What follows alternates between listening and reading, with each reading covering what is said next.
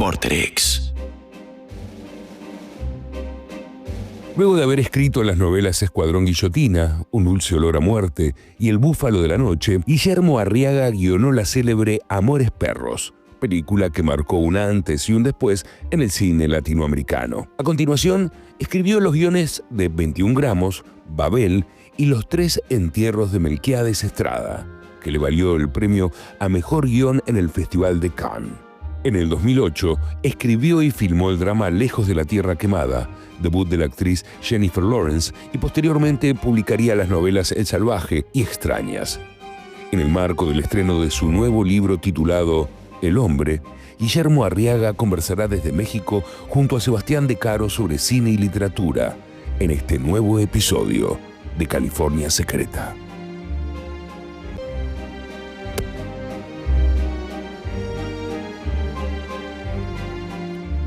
Así comenzamos una vez más California Secreta, hoy una emisión especial.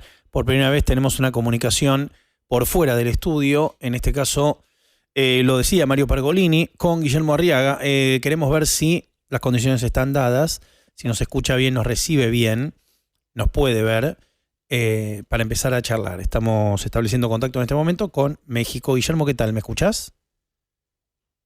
Sí, los escucho, te escucho y te veo. Perfecto, me ves si me escuchás más o menos bien. Más o menos bien, se congela de pronto la imagen. Ahí te veo yo a ti con una campera negra, si mis ojos no me engañan, y un fondo marrón, sí, muy parecido al mío, parece que nos pusimos de acuerdo. Sí, pero ¿ya me ves bien? Sí, te veo bien, te veo bien. Primero, antes que nada, te quería agradecer muchísimo que charles un ratito con nosotros, somos bastante fanáticos de tu trabajo, te tenemos muchísima admiración, no solo como artista, como escritor, como guionista, sino también como polemista. Nos gustan mucho tus entrevistas, tus opiniones, compartimos muchísimo y nos sentimos muy representados. Entonces agradecer en primer lugar y en segundo pedirte disculpas porque ya sé que esta charla va a ser breve, que no va a ser... Ojalá en algún momento que estés por acá, por Argentina, por Buenos Aires, o nosotros allí en México, podamos encontrarnos cara a cara porque te tenemos mucha estima. Así que muchas gracias por este ratito. No, al contrario, muchas gracias a ustedes. Para empezar a charlar, eso a lo mejor suena una pregunta un tanto general, pero me interesa realmente tu opinión del panorama actual del cine. Esto lo digo por cuestiones políticas, por cuestiones de distribución, por cómo llega a la audiencia, por el lugar que tiene o no tiene ya vital dentro de la audiencia, habiendo trabajado vos en películas que impactaron tanto alrededor del mundo. Digo, ¿qué visión tenés global y general del tema? Mira, yo creo que en este momento el cine ha entrado en un contexto un poco difícil para todas las películas en todo el mundo. Ya una película es, con excepción de algunas de Hollywood, es difícil que se convierta en un fenómeno. Creo que ahorita la película de Gastón y de Mariano, pues está teniendo repercusiones en Argentina y está convirtiéndose en un fenómeno, pero es difícil que una película lo logre. Es como que eso suceda. Yo ahorita veo difícil que vuelva a haber un fenómeno como Amores Perros aquí en México, la verdad, y veo difícil que vuelva a haber un fenómeno como El Padrino o El Padrino segunda parte en los Estados Unidos. Pero bueno, hay que adaptarnos a las circunstancias. Yo lo que veo que está sucediendo bien es otra vez el encuentro entre países de Latinoamérica y España para hacer producciones en conjunto. Nosotros tuvimos la suerte, y me refiero a nosotros, a mí y a mis hijos, de que KIS nos apoyara en la producción de una película que dirigieron mis hijos, que fue la primera película que escribí, que se llama A Cielo Abierto.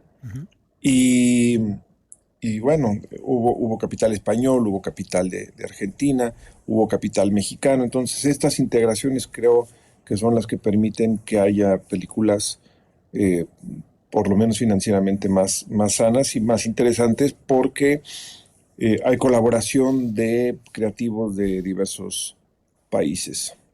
Hay una frase que acuñó Philip Roth en una nota para el diario El País cuando aparecía el Kindle, que le preguntaron, maestro, ¿va a desaparecer la literatura? Y él dijo, no, van a desaparecer los lectores primero. Entonces te lo llevo al cine, a ver qué pensás vos de los espectadores hoy, en relación a los que estuviste viendo desde que iniciaste tu trabajo en el cine y anterior. ¿Cómo crees que la audiencia se está vinculando con el cine? Más allá de esto que señalabas tan interesante de cómo se está produciendo, pero en relación a los espectadores, ¿cómo ves la cosa? No, yo creo que siempre habrá espectadores Ujú. para el cine, no necesariamente el cine en pantalla grande, pero sí para el cine. Hay una competencia feroz por contenidos en las plataformas que ha beneficiado y a la vez ha perjudicado a quienes hacen cine. Ha beneficiado porque hay competencia, hay trabajo. Aquí en México, por ejemplo, para poder contratar a alguien lo tienes que hacer con un año de anticipación o más, porque las plataformas los están contratando no solamente para series, sino también para para otras películas. Ujú. Entonces, que por cierto, El Eternauta también se convirtió en un fenómeno, Ujú. Sí. ya que estamos hablando de Cayese. Entonces, simplemente se están desplazando las formas de ver cine a otras maneras de verlo, no necesariamente en pantalla grande. Por supuesto, los cineastas lo que decíamos es que se vea en pantalla grande y eso es lo que nos emociona, pero no creo que se vaya a perder espectador. Quizás cierto tipo de espectador, quizás cierto tipo de lector. Eh, Ayer, por cierto, di una muy breve conferencia ante una comunidad de personas eh, que supuestamente lideran cada uno los rubros en los que participan en México.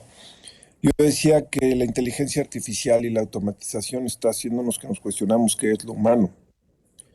Y, y en este sentido, las máquinas nos están sustituyendo en varias eh, posiciones y es la única especie que quiere crear algo más inteligente que sí misma, Sí, claro. la especie humana. Y en este cuestionamiento de quiénes somos como humanos, las máquinas podrán tener todos los datos para procesar la información, pero no tienen la experiencia, carecen de experiencias. Entonces, ¿qué puede ser como algo que redefina lo humano? Yo pienso que es la ficción. Hay gente, y me los topo a menudo, sobre todo en hombres, que dicen, no, yo quiero leer solo de mi área, cuestiones técnicas, no me gusta la fantasía, no me gustan todas estas lo que hace la ficción, me gusta ver documentales o me gusta leer libros técnicos, pero los gobiernos nunca censuran libros técnicos, ni libros de autoayuda. Por lo general censuran obras de ficción. No se queman libros técnicos, se queman libros de ficción. Entonces hay una rebeldía per se en la ficción que creo que en momentos en que se cuestiona de manera tan feroz lo humano, va a ser un lugar donde espectadores y lectores van a acceder para afirmar esa experiencia de vida. Acá un detalle, cuando hablabas de la censura de la ficción, acá el gobierno militar censuró un libro de la Facultad de Ciencias Exactas que se llamaba La Cuba Electrolíptica, porque tenía la palabra Cuba en la portada, o sea, no sabían de qué era, pero pensaron que era comunista, era un libro de matemática. Pero bueno, me acordé de ese detalle, de esa curiosidad de la época de los militares. En relación al guión, que es un campo de trabajo tuyo tan importante, también me interesa tu mirada respecto de cómo aprendiste a escribir guiones, cómo llevaste a cabo, según tu credo, tu formación y tu gusto, el trabajo sobre esos guiones y cómo crees hoy que si se ha cambiado. Si digamos, la respuesta sería, no, la verdad siempre es lo mismo, la estructura dramática, o notás que hay cuestiones, incluso técnicas, si hoy tuvieras que dar una ponencia sobre la estructura de guión y forma, que ha ido mutando en los últimos 40 años. ¿Qué sentís? No, mira, yo cuando empecé a escribir no tenía grandes conocimientos técnicos Ujú. ni de hechura de cómo escribir para cine. Y aprendí algo muy importante, es que en este negocio la única regla es que no hay reglas. Y va uno descubriendo, yo voy descubriendo lo que la historia necesita para ser contada. Ahora yo vengo de escribir novelas previo a escribir películas, entonces yo quería que las películas tuvieran una textura, una tesitura literaria, una tesitura de novela. Ujú. Eh, Tuve la estructura de cualquiera de las películas que he escrito, excepto A Cielo Abierto, que me pidieron que le escribiera los típicos 3 actos, Ujú. tienen una tesitura literaria, tienen estructuras de novela, no tienen estructuras propiamente de cine, no siguen ni a McKee, ni a Sid Field, ni a todos estos que yo no los conocía y no me interesaba conocer. Entonces, lo que la novela me trajo, lo que la novela me enseñó es que cada historia tiene una forma distinta de ser contada. Y eso lo podemos ver en el modo en que nosotros contamos las historias cotidianas. Nunca escogemos, para empezar, nunca escogemos la manera lineal de contarlas. Y segunda, usamos estructuras narrativas muy sofisticadas. Entonces uno se pregunta por qué la novela o por qué el cine no puede usar estas estructuras sofisticadas que viene de la forma de narración cotidiana. ¿Y no crees que hay contemporáneos hoy o cineastas que han logrado eso de manera bastante contundente? Qué sé yo, pienso en la adaptación de Coppola del Padrino, para poner un ejemplo que todo el mundo puede perfectamente ubicar, y ahí está, digo, es manifiesto, ¿no? La forma que tiene de capítulos, cómo está estructurada la historia, mucho más en El Padrino 2, vos la mencionabas también, de donde lo formal adquiere ya, bueno, la historia en paralelo de padre e hijo. Pero ¿qué otros artistas te parecen que tienen esta búsqueda literaria en sus guiones en la actualidad? Bueno, creo que Charlie Kaufman, por ejemplo, Ujú. creo que Tarantino, por hablar de Sí, cineastas sí. americanos, ¿no? Creo que hay varios cineastas que están buscando romper con esta forma lineal y tradicional de contar historias, Paul Thomas ¿no? Anderson. Paul Por- Thomas Anderson, por supuesto. Ujú. Tuve la fortuna de que Robert Elswit, su fotógrafo de cabecera, trabajara conmigo en la película que dirigí. Y pues ahí me fui enterando un poco también de cómo trabajaba Paul. Ujú. Eh, pero también hay quienes quieren ir al lado del minimalismo, casi de un naturalismo, como podría ser la película Whisky o lo que ha hecho Lucrecia Martel, ¿no? Sí, claro.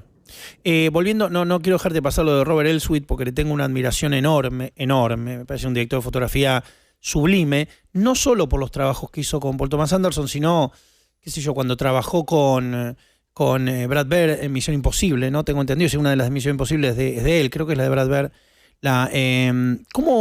¿Qué conceptos tiene respecto de la diégesis de la luz, o cuánto trabaja eso con el director? En este caso vos, digamos, de definir el respeto de la fuente natural, trabajar cierta estilización. ¿Cómo se pusieron de acuerdo? ¿Qué traía él como nociones que tenía de gusto, ¿no? Particulares. Fíjate que lo que más me impresionó de mi cita con Robert para ver si nos Ujú. íbamos a entender como director y director de fotografía fue que nunca habló ni de lentes, ni de luz, ni de encuadres. No habló en un solo momento de eso. Solo habló de la historia y de qué le parecía importante a él, que debía rescatar la historia, que era importante que no perdiera en esencia la historia. Entonces me pareció un fotógrafo sumamente interesante porque estaba poniendo su trabajo al servicio de la historia Narración, claro. y no al servicio de sí mismo, como suele pasar con algunos directores de fotografía. Entonces eso me impresionó mucho de Robert. Yo, para mi mala fortuna, no tuve tiempo de preproducir la película. Tú sabes que la clave para hacer una película, pero no salía mi visa de con Estados Unidos y yo no podía tener juntas, no podía ver castings, no podía más que dar vueltas por los lugares Sí, buscando las claro. locaciones, él era el único que estaba autorizado. Entonces, como no pude tener juntas, la preproducción empezó 3 días antes de que filmáramos. Claro. Entonces, todo pisado, no hubo tiempo para discutir si el lente, tal o tal, no hubo tiempo. Tuvo que ser todo hecho sobre la marcha. Fue una película que decidíamos dónde íbamos a cámara en ese momento. No teníamos, no nos dio tiempo de hacer un storyboard, Ujú.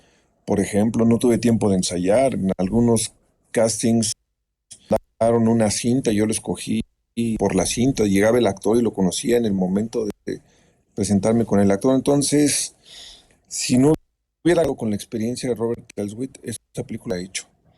Robert es quizás la persona que conozco en el cine que más sabe de cine que he visto en mi vida, y realmente agradezco haber contado con alguien de su nivel para la película que dirigí. Y es digamos, como director de fotografía, que esto también es una leyenda alrededor de los directores de fotografía, que vos definirías como rápido, como trabajando, o como que, bueno, se toma su tiempo y el volumen de trabajo por día no era tan grande.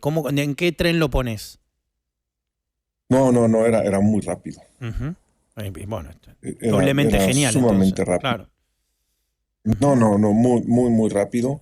Fundamentalmente luz natural, Claro. ¿no?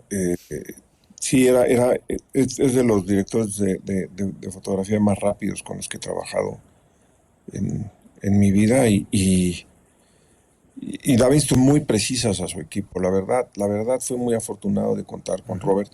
Luego, por problemas contractuales, Robert se tuvo que ir a la mitad de la película. Claro, y Entonces tuviste. tuve que filmar Claro. con otra leyenda del cine, que era John Toll, Ujú. Claro. ¿no? Pero John Toll ya traía como el manual de cómo estábamos haciendo la película de Robert. Entonces Claro. fue muy suave la transición entre uno y otro. Y John Toll, tú sabes, hizo La Delgada Línea Roja, Sí, sí, sí, sí, hizo sí. Braveheart, hizo Leyendas de Pasión, hizo Ujú. varias películas importantes. Entonces, he tenido la suerte de con algunos de los mejores directores de fotografía del mundo. Trabajé también con Janusz Kaminski. Claro. Con Janusz he hecho cosas, he trabajado con Adrián Teixido, el Ujú. director de fotografía brasileño. Entonces he tenido mucha suerte de trabajar con director, con fotógrafos muy importantes. ¿Y vos como director tenés algún modelo? ¿Algún modelo porque viste? ¿Algún modelo porque estudiaste? Digamos, trataste de ponerte en, bueno, voy viendo cómo voy sintiendo el rodaje. ¿Qué tenías en la cabeza del rol ejecutado por vos? Mira, a mí, cuando yo entré a la película, en Burning Plain, Stephen Shore, el fotógrafo, era como la Ujú. guía que yo quería que funcionara, ¿no? Obviamente El Padrino 1 y 2 son quizás las películas que más han influenciado mi trabajo, perdón. Y, pero no las quería tan estéticas Ujú. como la había hecho Coppola, casi con estos claroscuros muy marcados. Ujú. Era muy difícil. Eso lo haces cuando tienes mucho tiempo de preproducción. No lo haces cuando no, no, simplemente 3 días de preproducción y dices, ¿la cámara dónde la ponemos? Yo me Sí, acuerdo, claro. nos poníamos, Robert y yo, ¿dónde ponemos la cámara? Y si te voy a poner aquí y aquí con este y este lente, me parece, vámonos. No había tiempo para otra cosa. Ujú. Pero digo, vos, hablando con los actores, el equipo y planificando en lo que era localización también, a pesar de que me dijiste no tuve mucho tiempo, ¿tenías un modelo como director? Estoy hablando más allá de como película, como que hubiera. No, No, nada. no. No, mi modelo ha sido tanto en cine como en literatura, es qué es lo que requiere la historia. Perfecto. No tengo esta costa de yo quiero ser un director como tal, sino qué es lo que requiere la historia, qué director puedo hacer que aporte la historia. ¿Qué es lo más que te gusta, qué tipo de historias son las que más te gusta que te narren, sea con películas o con libros, a la hora de leer, a la hora de ver cine? ¿Con qué disfrutás más cuando te cuentan una historia a vos? A mí, a mí las que ponen lo humano por encima de cualquier otra cosa. Lo- lo- los, eh, el drama humano en primer lugar. Este, recuerdo que un de fotografía me estaba platicando de otro director que decía, el actor estaba quebrándose en una escena y el director cortó porque había un destello que no le gustaba o Claro, sí. porque el encuadre se había movido. Dices, ahí es cuando perturbar la dirección de cine, cuando la belleza de la imagen empieza a prevalecer sobre todo lo demás. No quiero negar que debe haber no belleza en las imágenes, sino intensidad en las imágenes. Ujú. Yo prefiero y que haya verdad en las imágenes. Cuando me ponen por encima la estética, por encima de lo humano, es cuando empiezo a alejarme un poco de las películas. ¿Y los géneros? ¿Cómo te llevas con los géneros y las convenciones que tienen los géneros? No, Digo, no me gustan los ¿no te géneros. gusta ningún En lo general género? no me gustan. Ninguno. Ni el No me noir, gustan, ni... no me gustan los géneros. No, no, no, no me gusta ni en la literatura ni en el cine me gusta el género. Me parece un poco tramposo, me parece que obedecen a reglas muy particulares y yo creo que mi espíritu de rebeldía me hace sentir que las reglas no deben de aparecer. No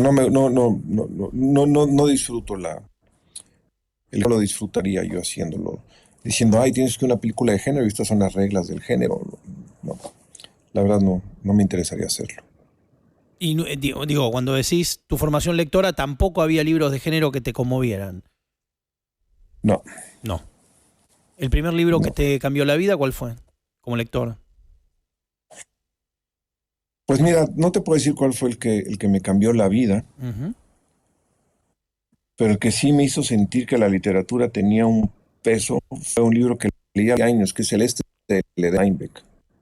Perdón, no, se cortó un poquito. ¿Cómo? ¿El libro?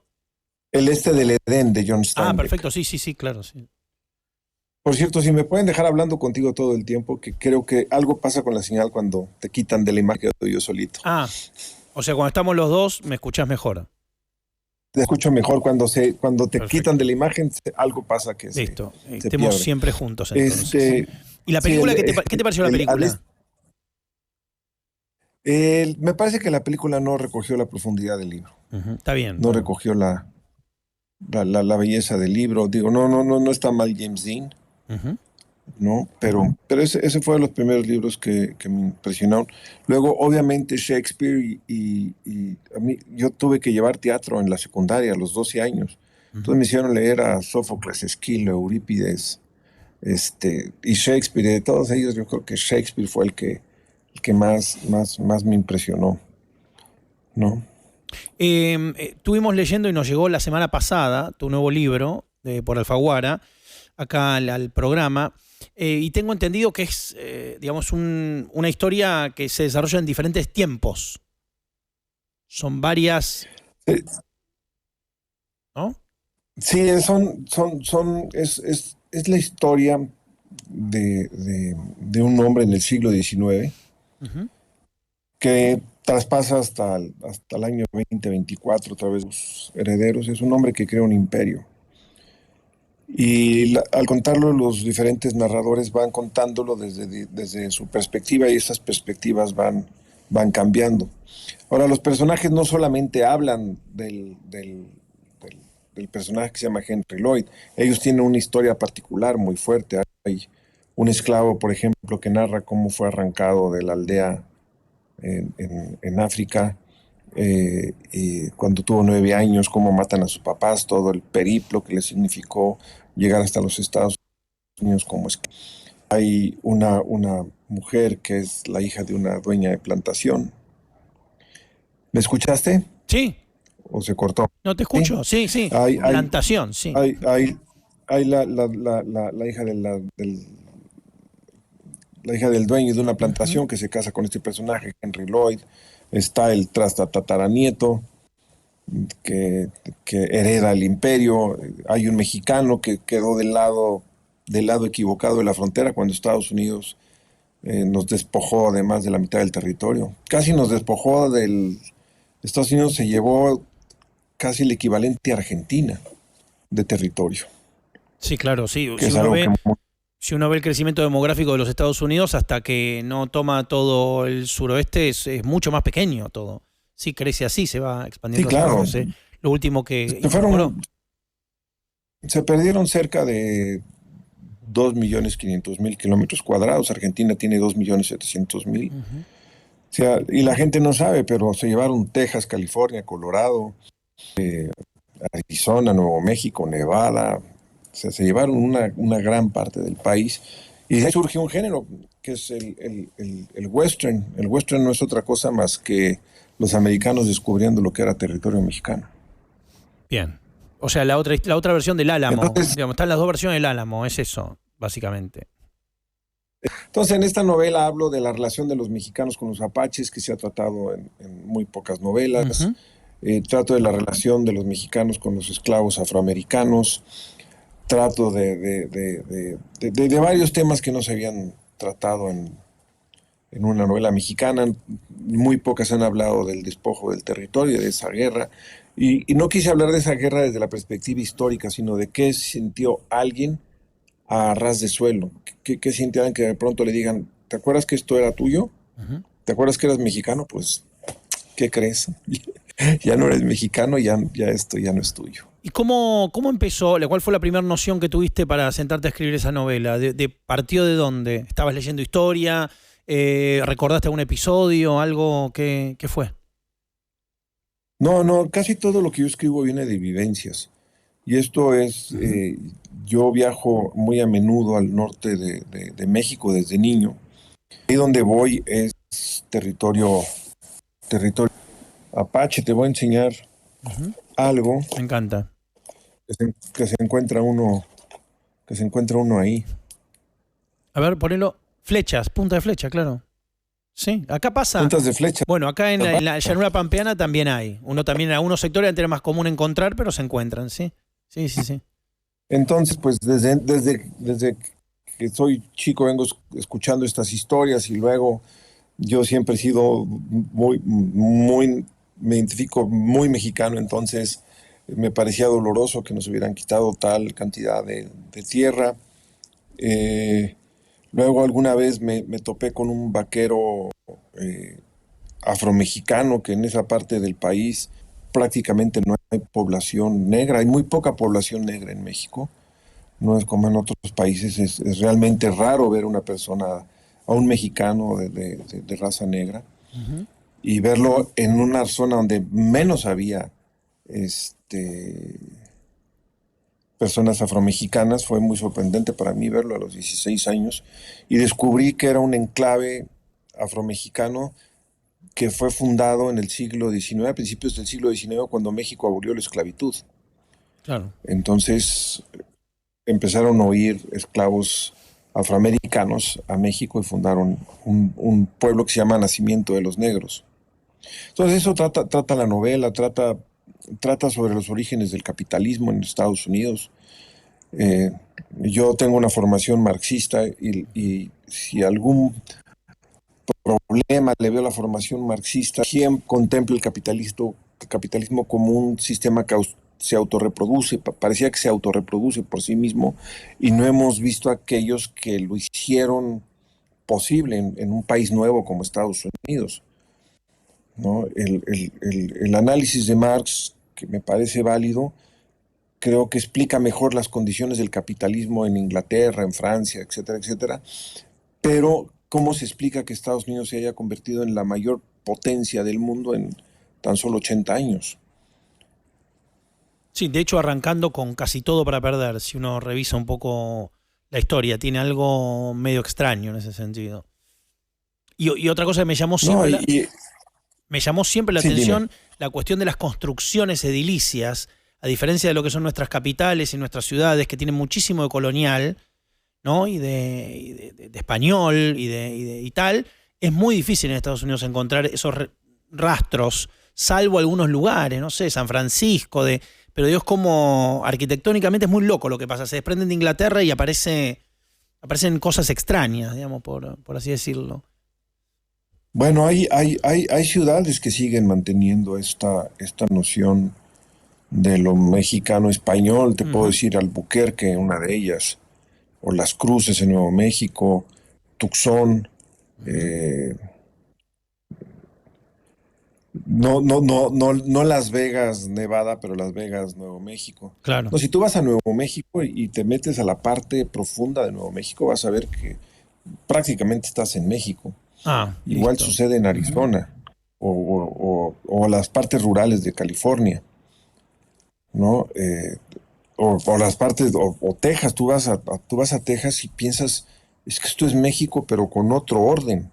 Claro. Eh, Prácticamente no necesitas usar el inglés en kilómetros y kilómetros Sí, sí, sí, hacia sí. adentro. Entonces es un lugar muy interesante. A mí siempre me ha fascinado la frontera. He escrito de la frontera varias veces. Escribí de la frontera en Babel o en The Burning Plain. Eh, He escrito en mis libros sobre la frontera y en este libro, El hombre en particular, pues sí, es una reflexión a la frontera y lo que significa que esa frontera de pronto se mueva radicalmente. Y te decía, estudia también el capitalismo y cómo fue forjado por gente completamente despiadada, como el personaje principal que se llama Henry Lloyd, Ujú. eh, hacia, o sea, hizo lo que era necesario para crear un imperio. Y te voy a decir rápidamente de cuál es la trama esencial. Un tipo, un americano que libera 27 esclavos negros, con eso se hace un ejército, le dice se pueden ir, y con esos esclavos a los que arma, se va a robarle los ranchos a los que se quedaron de Texas y de Nuevo México. Y robándole los ranchos se hace de una fortuna cuyo tan fuerte que llega hasta el siglo presente. ¿Qué diferencia, más allá de la historia y lo temático, estableces con los anteriores libros que fuiste publicando? ¿Qué diferencia para vos representó? Si es que hay un camino de, bueno, acá estoy recorriendo esto, insisto, mucho más allá de la historia, como escritor, ¿qué te significó? Mira, yo siempre he querido que mi obra sea marcada por la apuesta, que mis apuestas son mayores. Ujú. Y aquí creo que hacer una apuesta donde no solamente hay 6 voces, sino cada voz tiene un lenguaje particular. Y cuando me refiero al lenguaje particular es que cada uno de esas 6 voces tiene una axis particular, tiene un vocabulario particular, tiene una puntuación. La puntuación varía, no es la misma puntuación en Ujú. todos. Ujú. Y ese riesgo es quizás el mayor riesgo narrativo que he tomado en mi vida y yo prefiero hacer una obra arriesgada que me permite estar en lo que llaman la zona de confort, ¿no? Sí, claro. La zona cómoda. ¿Crees Entonces que, eso es lo que significó perdón, y en términos de vitales, pues hablar de cosas que traía en mi cabeza desde que soy adolescente, ujú, preocupaciones que tengo desde que soy adolescente y temas que yo quería hablar desde que era adolescente, en lugares que a mí me han marcado me ha marcado mucho la frontera, me ha marcado el desierto, me ha marcado el saber que había esclavitud, eh, todas estas cosas, temas que eran importantes para mí poder contarlos en la obra. no, te preguntaba de qué sentías respecto de la posibilidad de la traducción ante esto que mencionás de las diferentes voces con modismos que a lo mejor los hispanoparlantes vamos a notar, pero que son complejas para lograr en idioma inglés o en otros idiomas.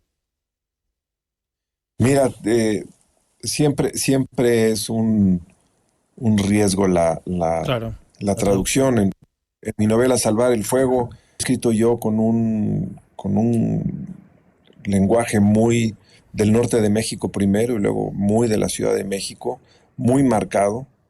Inventé decenas de palabras, entonces cuando se tradujo a otros idiomas, pues siempre te da nervio.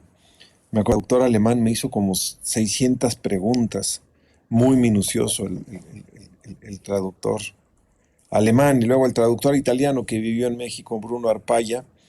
eh, Bruno, Bruno decidió que el slang del norte de México en italiano iba a ser el milanés y el slang del sur Claro. de México iba a ser el napolitano. Entonces ese tipo de decisión siempre se le escapan a uno, pero bueno, no se puede hacer gran cosa. Te quería hablar un poco de los tres entierros de Melquiades Estrada, del proyecto. A una vez, entrevistando a Alex Cox, me dijo que era su película favorita de todos los tiempos. Habla del personaje y demás. ¿Cómo pasó todo? Mira, yo estaba una vez caminando en Los Ángeles y sonó mi celular Ujú. y me dijo en español: hola, soy Tommy Lee Jones. Y, y yo ya me había hablado alguien que me dijo soy tal persona y le colgué. Le dije sí, yo soy Box Bunny y le Sí, colgué claro. y sí era. Y se enojó mucho cuando le colgué el teléfono. Entonces dije, pues prefiero que caer en la broma a volverle a hacerle la grosería Ujú. de colgarle a alguien. Y sí era Tommy Lee Jones. Y me dijo, ¿dónde estás? Le dije, estoy en Los Ángeles. Me dijo, yo también. ¿Quieres venir a cenar? Y me invitó a cenar a su casa. Él no vive en Los Ángeles, él vive en San Francisco. Y me dijo, yo quiero trabajar contigo, vi Amores Perros y quiero trabajar contigo. Y yo le hice algunas preguntas para ver si coincidíamos en gusto, porque en este negocio gusto es fundamental. Si no compartes el mismo gusto se convierte en una pesadilla. Y le pregunté cuál era su director de cine favorito y me pidió que viera atrás y había una acuarela de un samurái. Y me dijo, esa acuarela la pintó Kurosawa, para que ellos supiera qué tipo de vestuario quería en RAN. Entonces Claro. Kurosawa es mi director favorito. Dije, mira, no, no tiene mal gusto. Luego le pregunté cuál creía que era el mejor escritor vivo americano. En ese entonces me dijo Cormac McCarthy, con lo cual yo coincidía, Ujú. por supuesto. Vimos que a los dos nos apasionaba el desierto, a los dos nos apasionaba la frontera y me dijo, escribe lo que tú quieras y vamos a hacer la película. Hermoso. Se llama Melquiades, es honor mío, Ahí está. campesino, Ujú. campesino analfabeto. Somos compadres, Melquiades, Lucio y Pedro. Pedro ya murió, pero somos compadres. Y él es un migrante ilegal en Estados Unidos, ¿no? Un indocumentado. Y le puse su nombre en honor a la familia Estrada. Ujú. Y conozco bien las historias de la migración por ellos. Ellos me han contado, pues, qué significa migrar, cómo han migrado, cómo cruzan, qué se siente vivir desarraigado, etcétera, etcétera. Y es un poco lo que quise meter en la película. Es también es uno de los temas que a mí me han importado, la migración, Ujú. porque tengo amigos migrantes muy queridos, te digo, somos compadres, soy padrino de sus hijos. Ujú. Entonces, pues eso alimentó la película de los tres entierros. Tommy Lee me contó la historia de alguien que mataron por accidente y aproveché esa muerte por accidente como un pretexto para contar esta historia de los tres entierros. Estuve muy contento en esa película, incluso actúo, tengo un pequeño Ujú. papelito ahí de 1 minuto, pero me divertí mucho estar al lado en una escena con Tommy Lee Jones, una escena que hicimos en español y con Barry Pepper. Ujú. Eh, y un gran fotógrafo, hablando de grandes fotógrafos, fue Chris Menges, Claro. que ya se había ganado, creo, se ganó el Oscar for The Killing Fields, Ujú. Chris, y luego creo que ganó otro Oscar por ahí. Entonces, muy feliz de haber trabajado en esa película. Guillermo, vamos llegando al final, como decía. Disculpa porque es una delicia charlar contigo. Te queremos, te admiramos muchísimo. Vos sos parte de una generación prodigiosa del cine, de la historia del cine mexicano que cambió la historia para siempre del cine mexicano. Nosotros desde acá, del sur del continente, lo vimos con mucha atención y vimos ese crecimiento, ese cambio de paradigma, la enorme influencia, la cantidad de películas que suscitaron y bueno, un montón de lo que inspiraron y demás. ¿Cómo ves vos hoy esa tu generación que cambió la historia para siempre? ¿Cómo, digamos, tomando distancia, cómo lo sentís? Pues mira, yo me siento muy orgulloso de pertenecer a esa generación. Hay cineastas importantes. Voy a hablar solo de México, no voy a hablar de América Latina, voy a hablar Ujú. de los No, que por eso pertenecemos habla a de la México, ¿eh? Sí, sí. Bueno, pero tenemos obviamente directores importantes, Ujú, eh, Alejandro, Guillermo, Alfonso, este, fotógrafos importantes como Emanuel o Rodrigo Prieto, ujú. que a mí me parecen de los mejores que hay en el Por mundo, supuesto, sin la menor coincidimos. duda. Sí, sí, desde ya. Cuando yo le pregunté a Robert Elswit si él fuera director, ¿a quién escogería como fotógrafo? Fue Subersky, Sí. ¿no? Hay vestuaristas, hay directoras de arte como Brigitte Broch. eh, no es mexicano. Tolaya, por Sí, claro, Amores sí, Perros, sí, sí, entró sí. Sí, sí, sí. a esta generación. Entonces, la verdad, me siento muy orgulloso de pertenecer a esa generación y, y ahora cumple 25 años Amores Perros, ¿no? Yo la fuimos a presentar Alejandro y yo a Argentina, en el que yo creo Yo que ha sido el estuve en momento. esa función, un cine gigante, Es gigante. en esa función. Sí, yo estuve en esa función, un cine Sí, gigante, Luis, América se llamaba ese cine, en la calle Callao y Santa Fe, sí.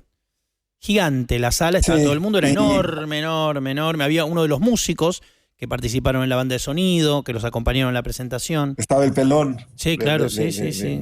Cordera, estaba de Gustavo Vergara. Cordera, sí, sí. Sí, pero ¿sabes qué?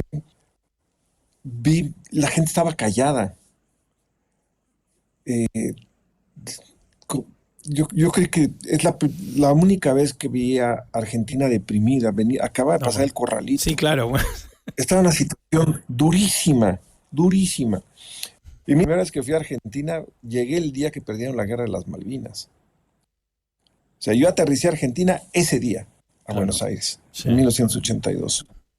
Y se devaluó el peso argentino de una manera brutal ese día. Ujú.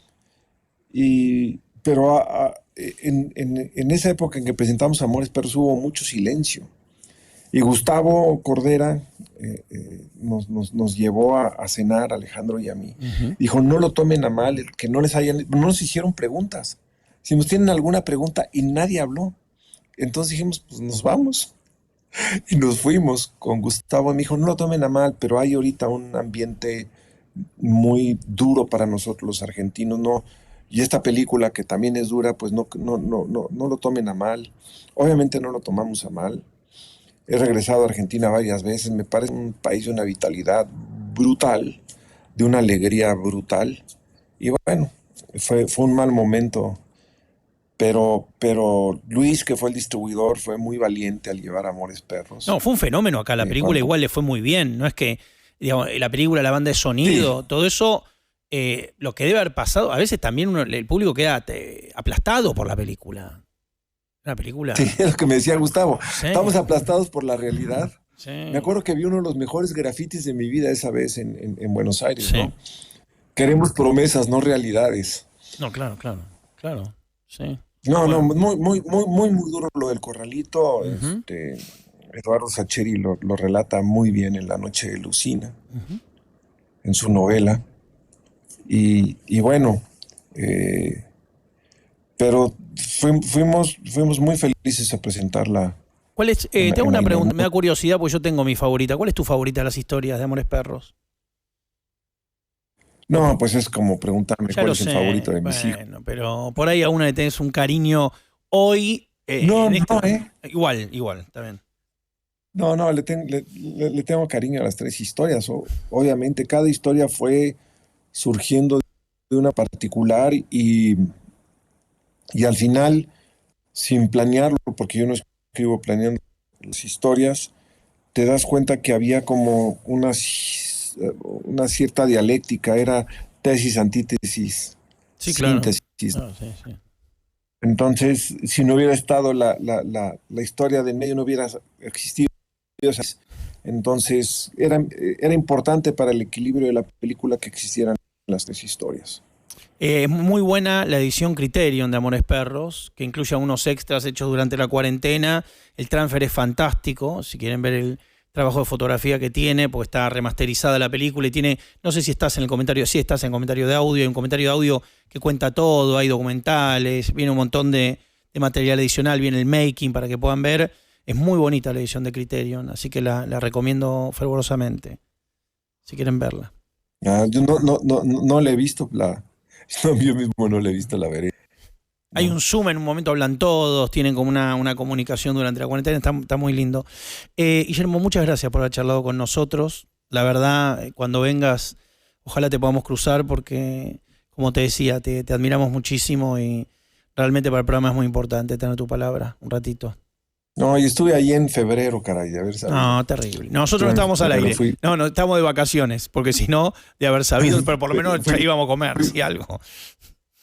Fui de vacaciones con mi esposa, estuvimos en varias partes de Argentina, un lugar mítico que siempre quise conocer, que fue Ushuaia. Fui a Ushuaia Sí, con hermoso. ella, entonces Sí.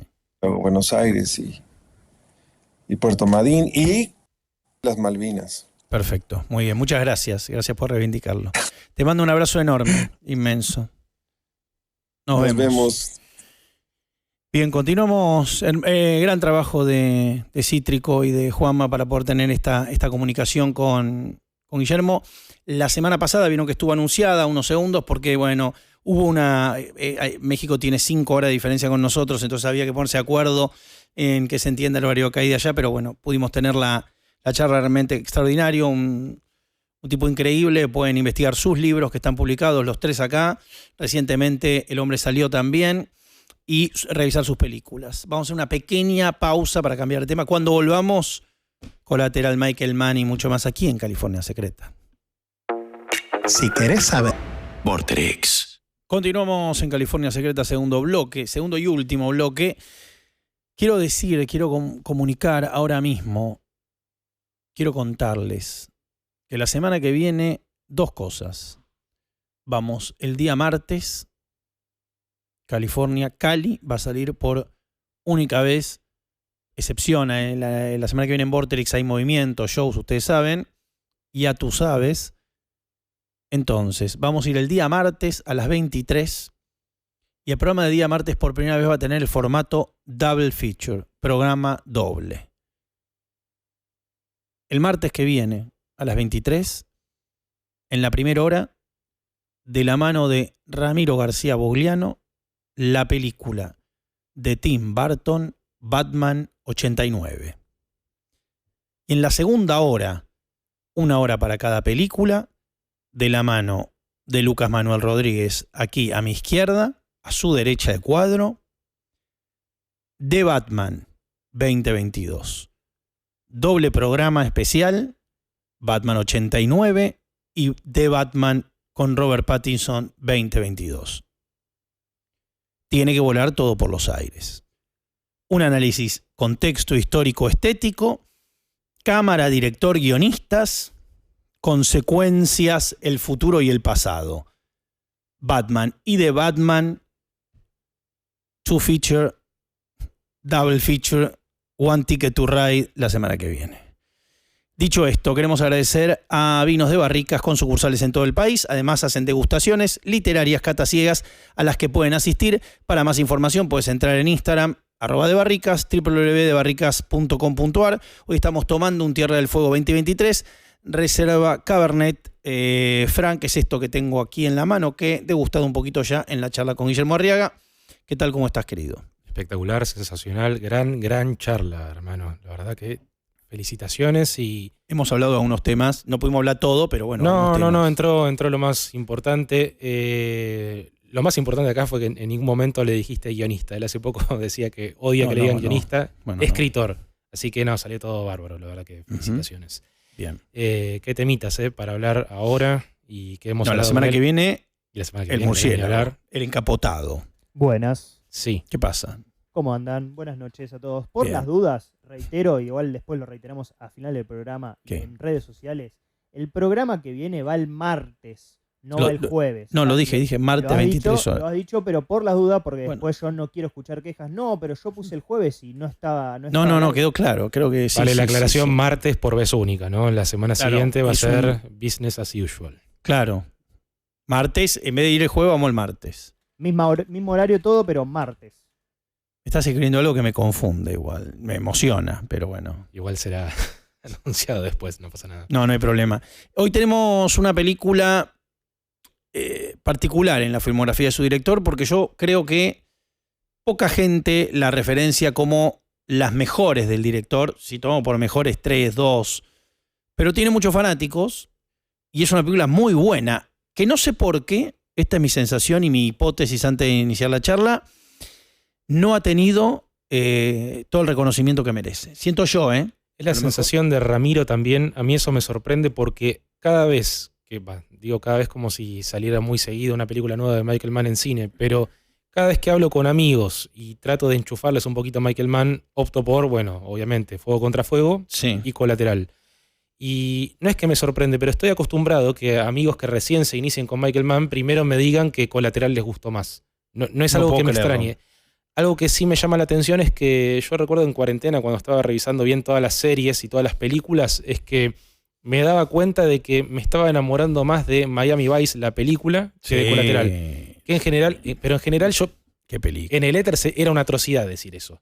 Uno tenía que estar más del lado de Colateral que de Miami Vice. Pero también noté que en este famoso podcast que vos mencionaste la semana... Perdón, la que vimos en el cine de Miami Vice, ¿es con la lancha o sin la lancha? Sin la lancha.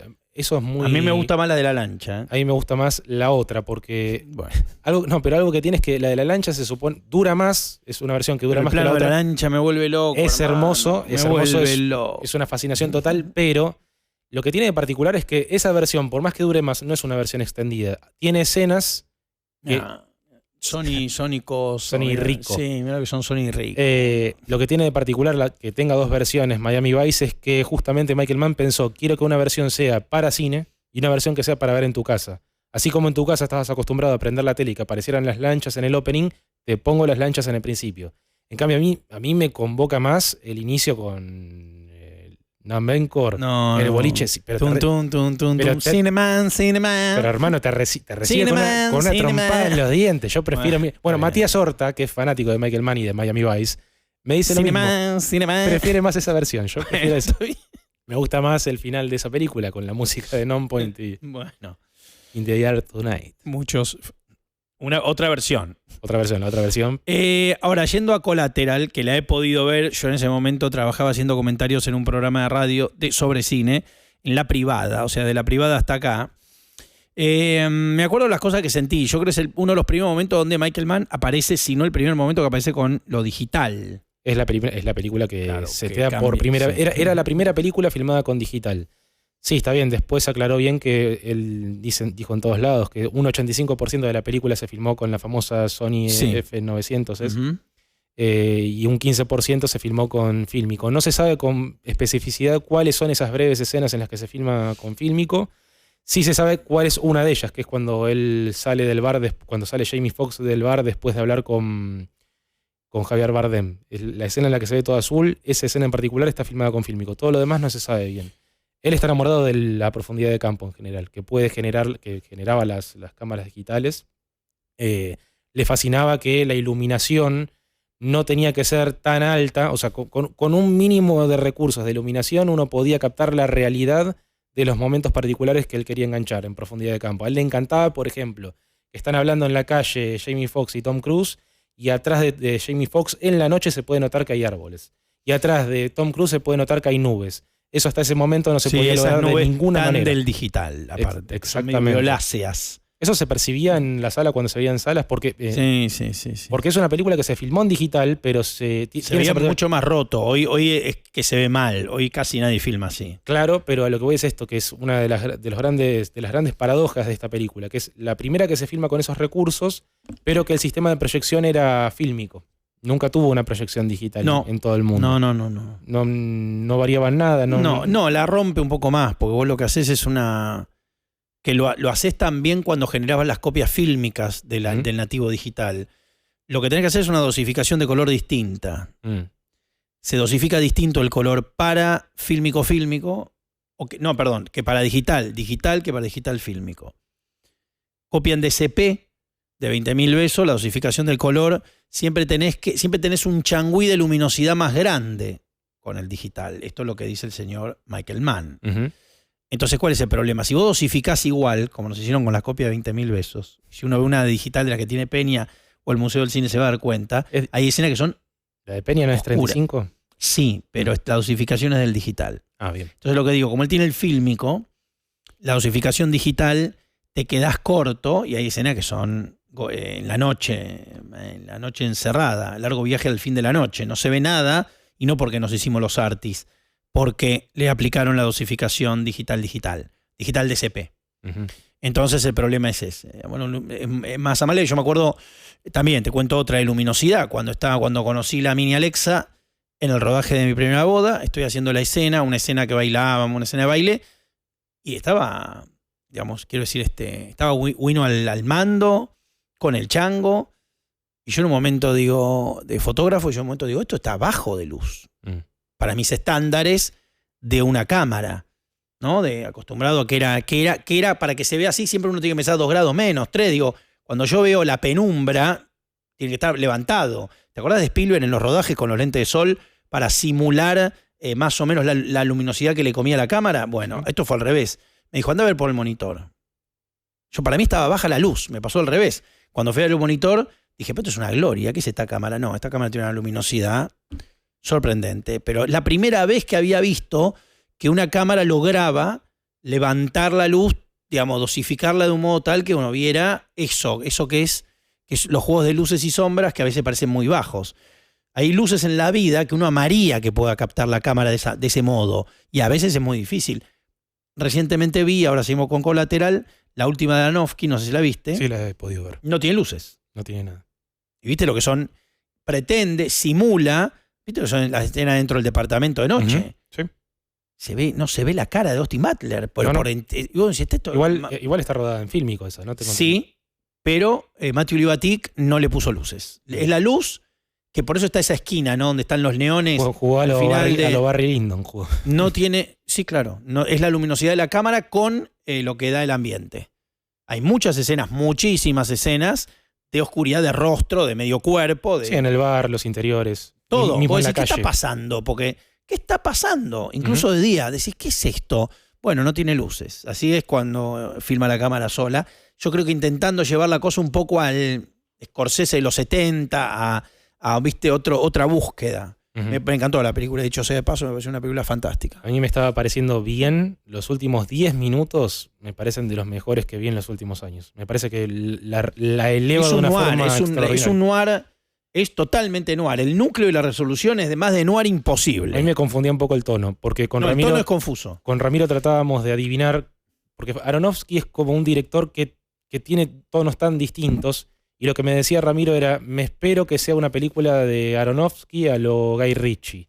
Y yo mientras la miraba decía, esto más que Guy Ritchie es un Aronofsky a lo Edgar Wright. Pero después se convierte en otra cosa. Pero tampoco tanto. Más o menos, pero después se convierte en otra cosa. Requiem para un sueño me pareció 10.000 veces más estilizada en ese sentido. Digo, es una película donde la cámara Aronofsky la trata bastante amplaga para lo que podría. Me parece a mí, no tiene mucho juego. Los combates son muy lindos, las peleas, pero no es una cosa de gripeos raros, montaje vertiginoso, es bastante... No lo digo en tono de personaje, no lo digo tanto en el dominio técnico. Sí. Igualmente, algo que pasa, ya nos vamos a ir de esta película, ¿no? Pero algo que pasa con esta película en particular de Aronofsky es que hay que dejar que pase un tiempo, pensarla un poquito, macerarla y charlarla. A mí me pasó con Manuel Mahmoud que le hablábamos y decíamos, pero pará, más lo pensás, más es una película que uno estuvo esperando que fuera otra cosa de Aronofsky. Una cosa ajena a Aronofsky, un Aronofsky imitando a alguien, pero está en tono de las otras películas. Por supuesto. Y tiene cosas de Colateral, que ahora vamos a charlar. Por eso también la traje, que también es un noir. Un señor maneja un taxi en Los Ángeles, lo que es una rara avis, porque si hay algo que no se consigue en Los Ángeles es un taxi. Y Tom Cruise, un canoso Tom Cruise, que le queda muy bien el look, no lo vuelvo a repetir. Este sería su pelo real, si él no se tiñera. No sabemos, no hemos podido saber. En ese momento no creo, pero... No, entonces frena el taxi y le da $600 por hacer un pool de paradas diversas, ¿no? Vamos para acá, vamos para allá. Lo que advierte Jamie Foxx rápidamente en la segunda parada, en la primera, es que este señor está matando gente en las paradas. Y ahí comienza el filme, 2 horas de duración. Todo pasa en una noche. Es prácticamente una de las cosas que más le interesaron a Michael Mann, que ya vale señalar esto. Todas las películas de Michael Mann hasta entonces eran adaptaciones de algún libro o también que venían basadas en un hecho real, en basados. Pero nunca le había pasado de encontrarse con un guión que esté directamente inventado, ¿no? A ver, es un guión de Stuart Beattie. Stuart Beattie se le ocurre la idea de la película pensando en lo siguiente. Él a los 17 años salía del aeropuerto de Australia y mientras lo llevaba el tipo, decía, el tachero pensaba, este tipo, si yo fuera un asesino serial, no lo sabría. ¿Qué tendría que pasar para que el tipo de a poco se fuera enterando? ¿O necesitaría enterarse de eso? ¿Qué tal si yo un día trabajo y lo trato como mi empleado? Así se le fue ocurriendo de a poco. Eso es bastante real, por otra parte. Hay gente que ha llamado Uber para ir a robar. Sí, también. Sí, por eso. No, o sea, se puede hacer una colateral inmediatamente. Se puede escribir en una noche. Pero hay casos, llaman Uber y el Uber es el auto de la fuga. Ha pasado ya.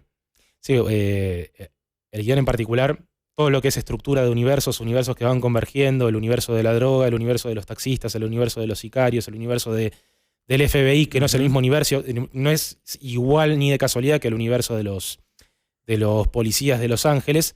La forma en la que va convergiendo, uno cuando lee la estructura del guión está impecable, intachable, no se cambia para nada. Lo que fue cambiando paulatinamente fue que inicialmente ocurría en Nueva York, no en Los Ángeles. Michael Mann se moría por hacer una película así, que pasara una noche, que básicamente la película tratara sobre el clímax. Lo que uno esperaría que fueran los 30 últimos minutos, fueran 2 horas distendidas, y a la vez no era... los que estaban detrás de los crímenes que se cometían, de los asesinatos que se iban cometiendo, era la mafia rusa. Y algo que hace Michael Mann con muy buen tino es un poco la maniobra de Rusia con Amor, la película, que es, no son los rusos los que están detrás de todo, sino que es una organización mundial que va captando de a poco y contratando a mano de obra de grandes perfiles que trabajaron para servicios secretos, pero que están en retirada a su manera. De hecho, uno de los grandes aciertos de la película, para mí, y lo iba pensando, a ver, es inevitable pensar que uno instintivamente cuando ve una película de asesinos piensa como modelo en Le Samurai, de Jean-Pierre Melville. Sí. Piensa en Alain Delon, piensa en el estilo, en el tono y todo. Y la realidad es que mientras más uno va escuchando entrevistas de este tipo de películas como Colateral, y se me ocurre The Killer de David Fincher, todos toman como modelo a ese personaje. Al de Melville. Y algo que tiene en particular es, viste que en The Killer todo empieza cuando el personaje de Michael Fassbender le pifia un tiro. Y ese pifie que tiene en una misión aparentemente sencilla es lo que de a poco va desencadenando que la organización que lo contrató se meta a la casa de él, la tortura a la pareja, a la novia, y la torturan al límite de la muerte, no la matan, la dejan internada, y él, a medida que va cazando uno por uno a los responsables de que pasó eso, le van diciendo a todos, che, todo bien, pero vos sabés que esto es por protocolo, no te podemos dejar ileso por haberte mandado la cagada que te mandaste.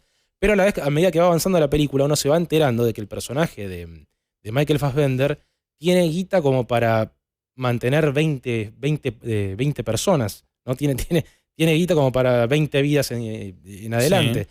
En cambio, el personaje de Tom Cruise en esta película nunca sabemos realmente cuánto cobra. Uno cuando ve que él hace pela esos 6 billetes como si fuera un truco de magia, se imagina primero que ver la plata en vivo es tentador para el personaje. Aparte, el personaje de Jamie Foxx le acaba de decir que él cobra por turno entre $300 y $400. Dice, bueno, te ofrezco esto. No le ofrece ni el doble. Es tentador que le dé ya esa plata a mano, que él sepa que tiene garantizado eso en el bolsillo. Pero por otro lado uno piensa, si él es un sicario, y a los sicarios uno imagina que le pagan una fortuna por cada misión que tienen, ¿no es un poco de rata esa cantidad de plata que le ofrece? ¿No es, uno imaginaría que es una mínima porción de lo que él cobraría para esa noche, pero tampoco sabe específicamente cuánto cobra. A mí más miro la película, más me imagino que al tipo lo deben negrear también. ¿No te pasa eso a vos o no te...? Yo creo que es todo de poca monta. Sí, claro. Y también me parece que hay algo que tiene Michael Mann con las profesiones y los trabajos, TIFF, o mismo el prólogo Sí, el prólogo de Public Enemies. Me llamo John Dillinger, robo bancos, ¿no? La gente definida por su trabajo. Y el encuentro, o dentro de ese sistema, yo creo que el sistema, la idea de los sistemas y los individuos, o sistema contra individuo, es algo que ama Michael Mann como temática. Esta es la película en la que se aclara trabajo de estos. No, esta es mi forma de ganarme la vida. Pero digo, mismo en Ali, o mismo en Public Enemies, o mismo en donde sea, vos vas a ver que hay, de alguna u otra manera, un mundo institucional, o mítico, o tradicional, o lo que quieras, y seres humanos empuja. Insider, ¿no? El Inside Man, o sea, no, ¿cómo se llama? Insider. Sí, de Insider, sí. El Inside Man es de Spike Lee. Pero digo, como siempre es el individuo y ese sistema laboral, la Black Hat, lo mismo. Incluso los policías de Miami Vice, porque también están dentro de una especie de desarmando un tinglado donde tampoco necesariamente los policías son los buenos y los otros son los únicos. No, nos vamos a meter en un territorio en el que las placas no valen. Por eso. Entonces hay algo que lo vuelve loco a Michael Mann, que es su obsesión, el individuo y el sistema. Y esta película es de dos individuos y un sistema, y cómo desde sus profesiones, asentados desde lo que son y qué los define en esa circunstancia, van a terminar involucrándose, confrontando. Uno en una primera presentación pensaría que Vincent, el personaje de Tom Cruise, tiene la vaca atada y el personaje de Jamie Foxx está estancadísimo. Simplemente por el hecho de que trabaja de tachero. Sí. Conforme va avanzando en realidad, hablando con Vincent particularmente, uno ya se da cuenta inmediatamente de que está preso de sus propios sueños. Es un tipo incapacitado para accionar, ¿no? El tipo piensa que va a salir de esa, o sea, va a cumplir sus sueños haciendo bien el trabajo rutinario de mantener un taxi, bla, bla, bla, pero también ocurre que hace 12 años que viene trabajando de lo mismo.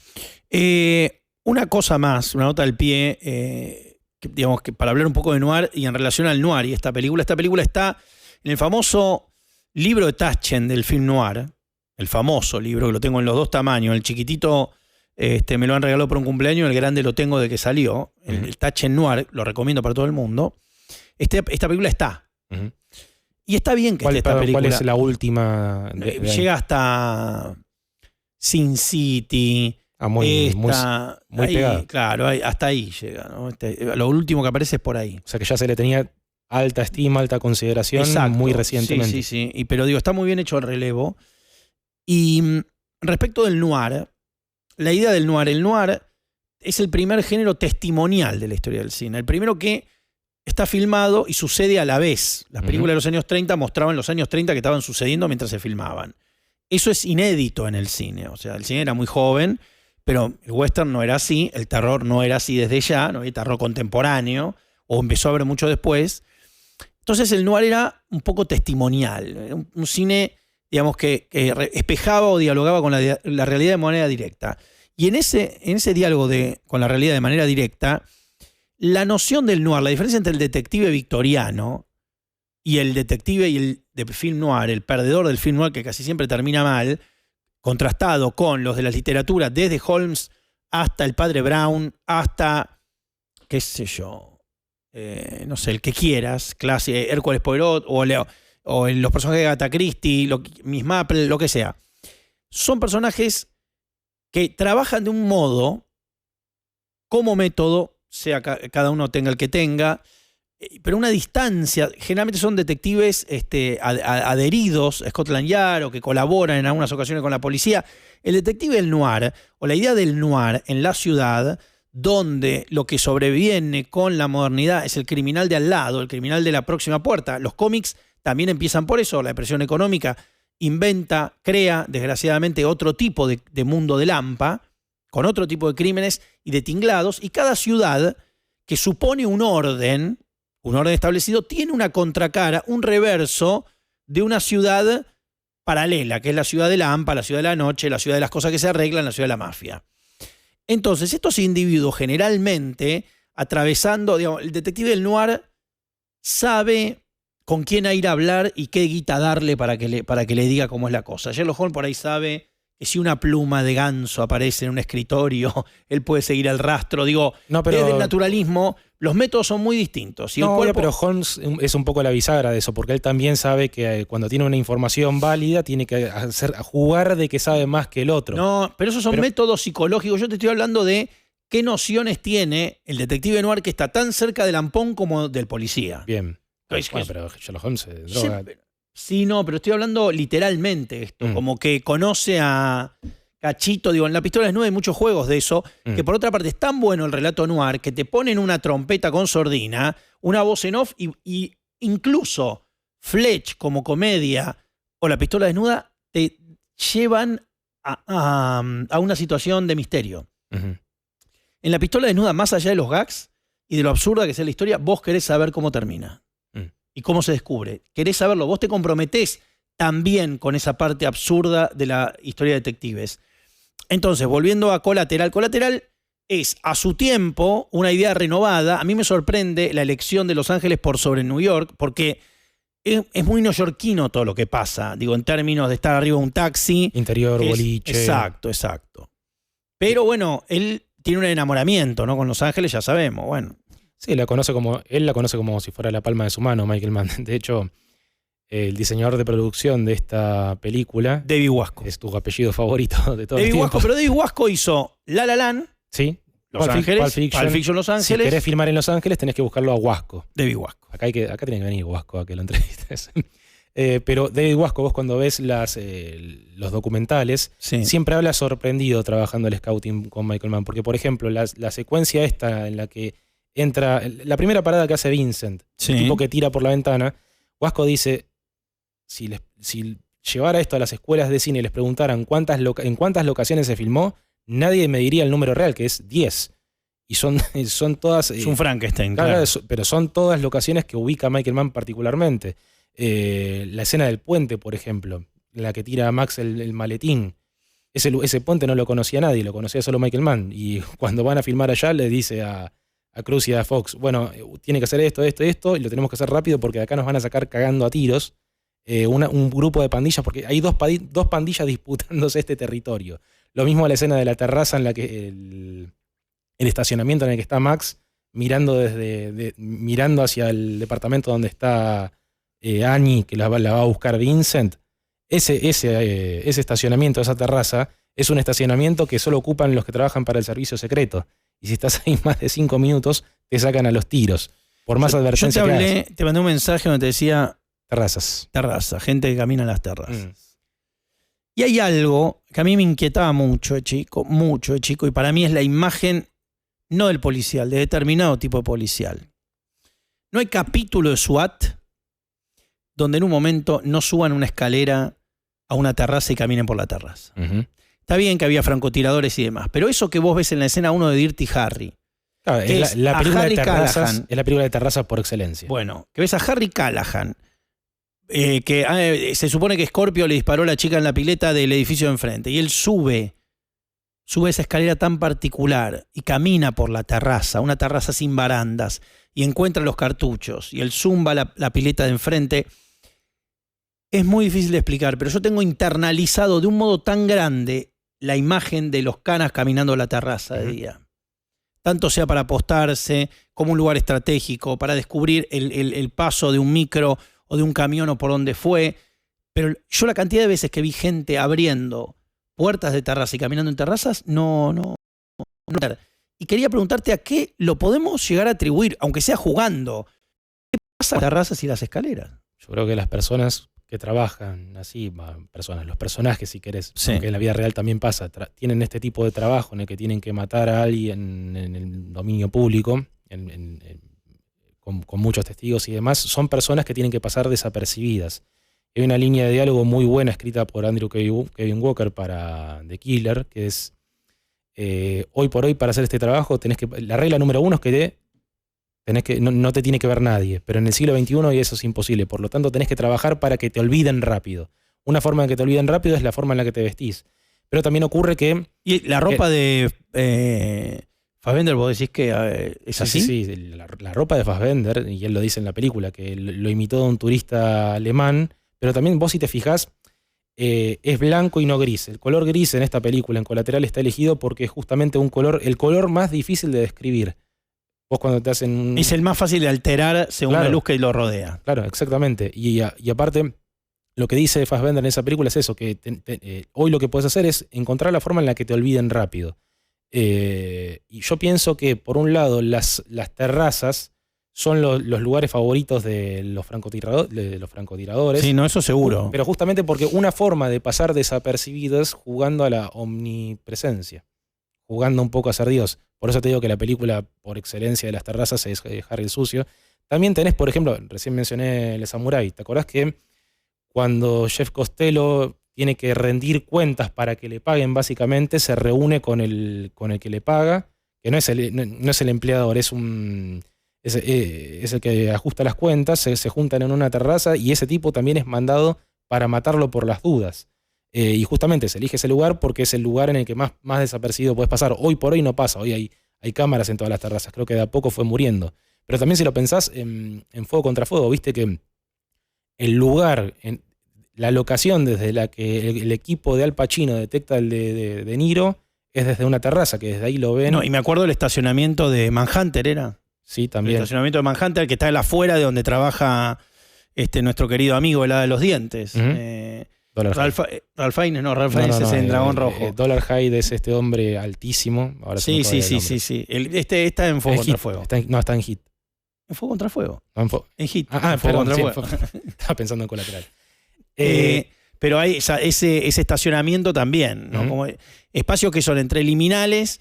También que la pintura que le gusta a Michael Mann, el arte que le gusta para poner en sus locaciones, también es muy minimal. A Michael Mann lo que lo vuelven loco son, por un lado, que los personajes no sean maniqueos, ¿no? Que no sean ni buenos ni malos, que todos tuvieron o tienen madre y padre, todos vienen de una familia, todos vienen de un entorno en el que importan, pero también ocurre que a él lo que lo vuelve loco es la construcción de personajes y no tanto la trama. Por lo tanto, lo que más le interesa a él es una estructura de tipo aristotélica, de comedia o tragedia.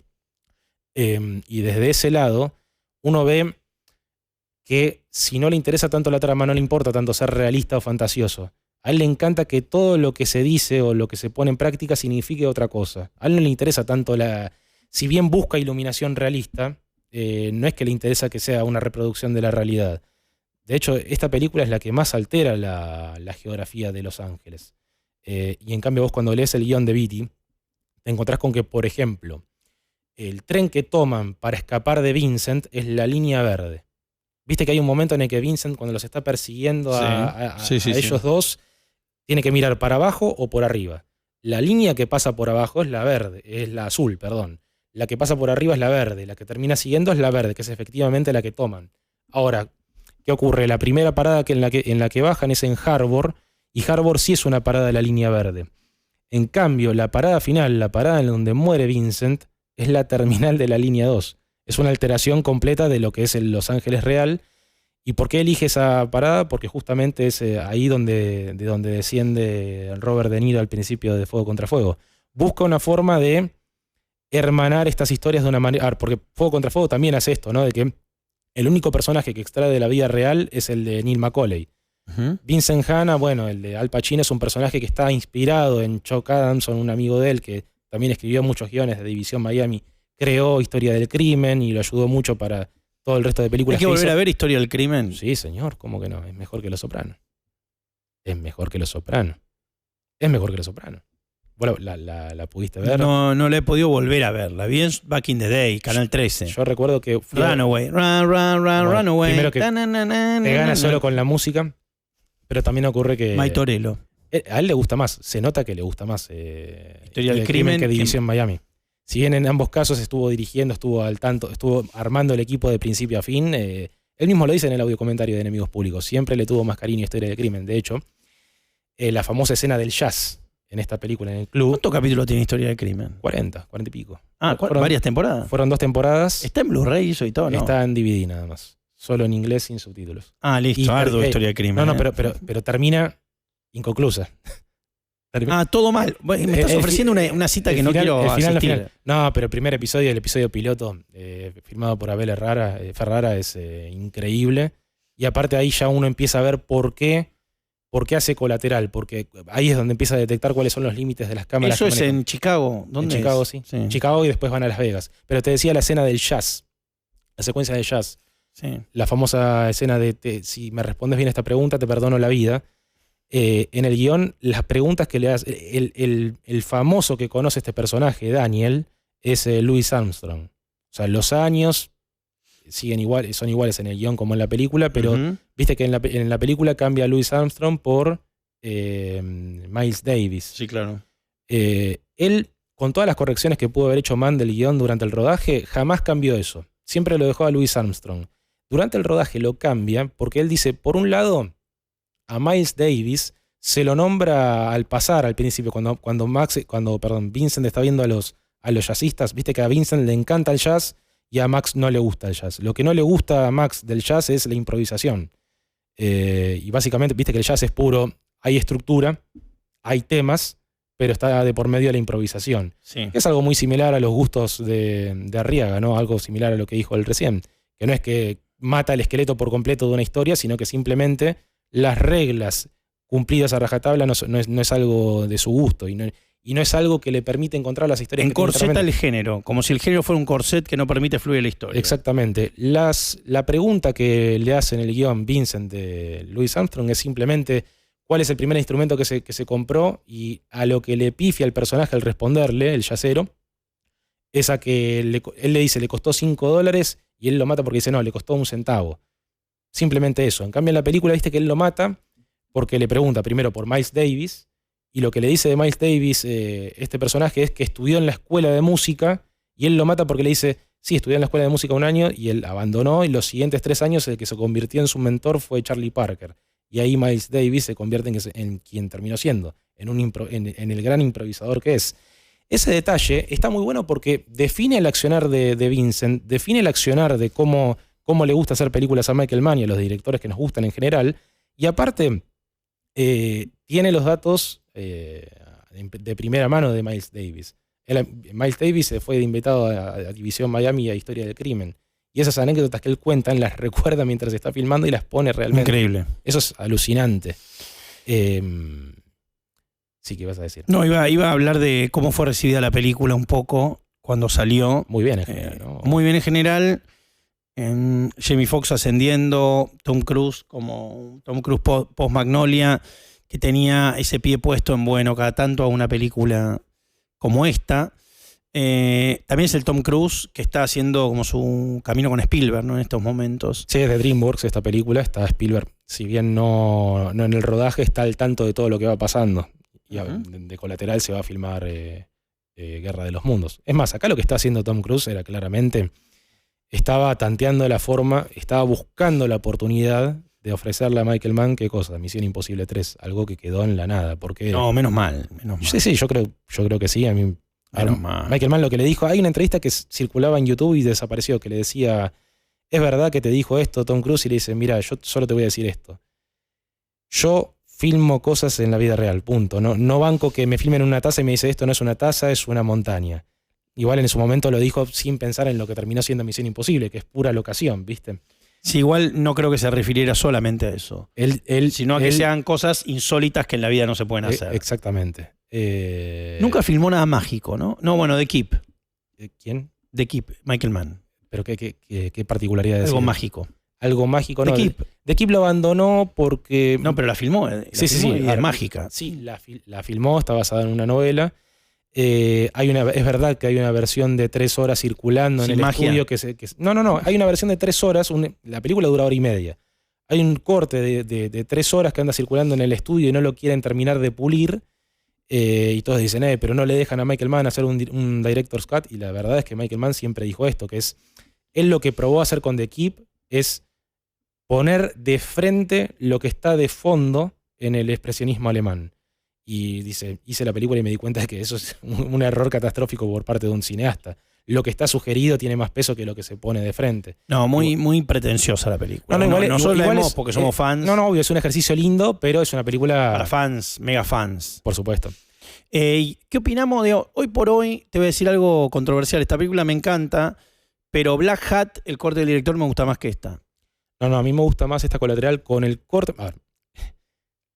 Michael Mann siempre dice esto, que de Black Hat, los 2 cortes son de director, los 2 cortes los hizo él. El que conocemos, el de Arrow, el nuevo, el que viene después. Ese me encanta. Que cambia de lugar una secuencia. Y a ver, era una copia legendaria, no se conocía, no se veía nunca hasta hace 2 años cuando salió esta edición. Buenísima, una edición buenísima. Yo lo que escuchaba que decía él de cambié una secuencia de lugar, a mí no me entraba en la cabeza que hiciera mejor a la película. La verdad es que sí, es como decís, la hace mucho mejor. Y Black Hat es una película muy adelantada a su tiempo. Sí. Muy adelantada. Sí, igual ya estaba todo el tema Snowden en boga. Pero gran película Black Hat. Me parece que injustamente está en el fondo del batallón. A mí me parece que le parte el traste a una serie como Mr. Robot. Yo creo que Mr. Robot se la quiso mucho simplemente porque usa... O sea, todos los códigos que usa Rami Malek y demás son reales del mundo, del universo de los hackers, o si querés, de quienes son expertos en informática, como quieras llamarlos. Black Hat tiene un poco de eso, pero como película me parece mejor ejecutada en todos los sentidos. De hecho, Mr. Robot me parece que usa recursos, usa giros argumentales de películas muy conocidas y eso le resta un poco de mérito. En Ferrari también tenemos individuos dentro de sistemas. Sí, también. También. Que tienen que cambiar, o sea, le están sugiriendo de alguna manera que tienen que abandonar su modus operandi. De hecho, esta película lo que tiene de hermoso es eso, Colateral, que Vincent le impone a Max que cambie su modus operandi, y a él lo que más le mueve el piso a Michael Mann es que durante toda la película, el personaje que en realidad se está agrietando progresivamente es Vincent y no Max. Fíjate que hay un momento, primero que la muerte, cuando él mata al yacero, uno nota que hay un dejo de, le dolió esto a Vincent. O sea, sabe que cumplió con su palabra, sabe que el yacero respondió mal la pregunta, pero él acaba de matar a una persona que admiraba y estaba dispuesto a perdonarle la vida. Y el punto culmine en el que uno ya se entera de que Vincent está jugando su última misión es cuando está en el boliche. En el boliche es la primera vez que él, porque está rodeado y todo, ¿no? Pero viste que él tiene un modus operandi que es 2 tiros en el esternón y 1 en la cabeza. Cuando lo mata al coreano le pega 1, recarga, 1, 2 y cabeza. Pero la gracia es un poco esa. El tipo juega la de hoy tu noche va a ser distinta, la mía es un día más en la oficina, pero el que termina siendo un día completamente distinto es el de Vincent. Sí, claro. Y aparte, voy a cerrar con esto, un referente clásico de la historia del cine para esta película.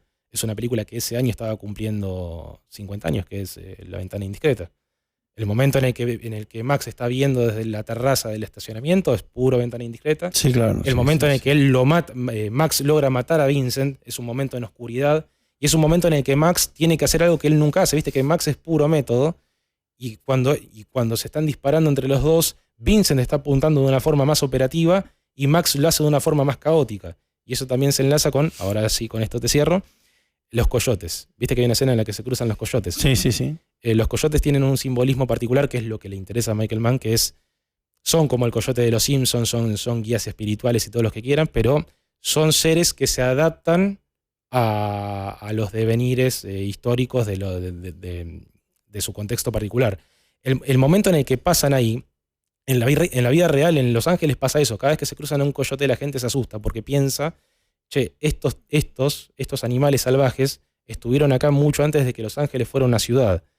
Y el hecho de que pasen ellos, que es algo que pasa muy cada muerte de obispo, es un recordatorio a que siguen estando. Siguen estando y la especie humana está al pasar, ¿no? Pero a la vez, el coyote, ¿qué es lo que hace?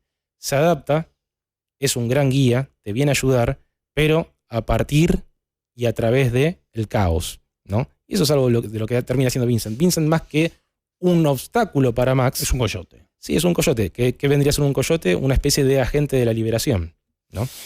Recomendamos Colateral entonces, vean la gran película del noir y demás del neo-noir, gran película de Michael Mann, que es un director que ya nos ha visitado aquí. 20 segundos, ya está disponible gratis en Google Play y Apple Store. Descargala, jugá en modo Forever y subí en el ranking global. Quien esté número 1 en el ranking del 19 de septiembre se lleva una PlayStation 5 Pro, un año de PlayStation Plus Premium con acceso a más de 300 juegos. Yo tengo PlayStation Plus Premium y no saben lo que es. ¿Qué esperás? Bajate 20 segundos, jugá ahora y que la Play 5 Pro sea tuya. También quiero la Play 5 Pro, que no la tengo, pero sí tengo el pase anual y es buenísimo, tenés un montón de juegos. Ya saben, quien esté número 1 en el ranking el 19 de septiembre se lleva una PlayStation 5 Pro y un año de PlayStation Plus. ¿Tenemos que agradecer a alguien más? Muchachos, díganme. No. Que el martes a Batman a las 23 y a Batman. Martes 23 horas, martes 23 horas por única vez, California Secreta, Batman 89, Batman 2022. Hasta la semana que viene, nos vemos.